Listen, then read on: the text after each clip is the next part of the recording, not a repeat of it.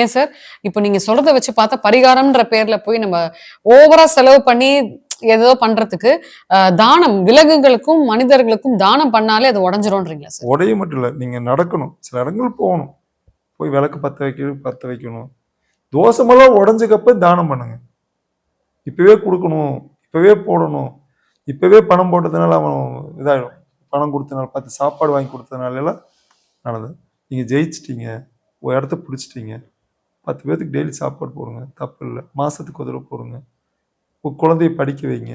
இதெல்லாமே உங்களை ஆளாக்கும். மக்கள் அப்ப பரிகாரம்ன்ற பேர்ல கண்மூடித்தனமா நெறைய விஷயத்த ஏமாந்தும் போறாங்கன்னு சொல்லலாம். செலவ தண்ணி மாரி இறைக்கிறாங்கன்னு சொல்றான். சோ மக்களுக்கு என்ன சொல்ல விரும்புறீங்க? மக்கள் ரொம்ப ஜாக்கிரதையா ஒரு ஆள தேர்ந்தெடுக்கணும். நம்மளோட ஜாதகத்தோட நிலைமை என்னன்னு பார்க்கணும்.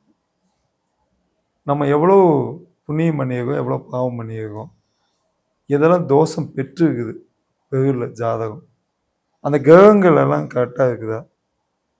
அதுக்கேத்த வேலை பண்ணியிருக்குதா? அது எத்தனாவது வீட்டில் இருக்குது? என்ன பண்ணுது? எங்க போகணும்? ஒவ்வொரு ராசிக்கும் ஒவ்வொரு நட்சத்திரத்துக்கும் ஒரு கோயில் உண்டு. அந்த அந்த இடத்துக்கு மட்டும் கும்பிட்டா போதும். பக்கத்து வீட்டுக்காரன் இன்னொரு திருப்பதிக்கு போனேன், நான் ஒரு கோயில் கட்டினேன், வீடு கட்டினேன்னா நீயும் திருப்பதிக்கு போகணும் அவசியம் இல்லை.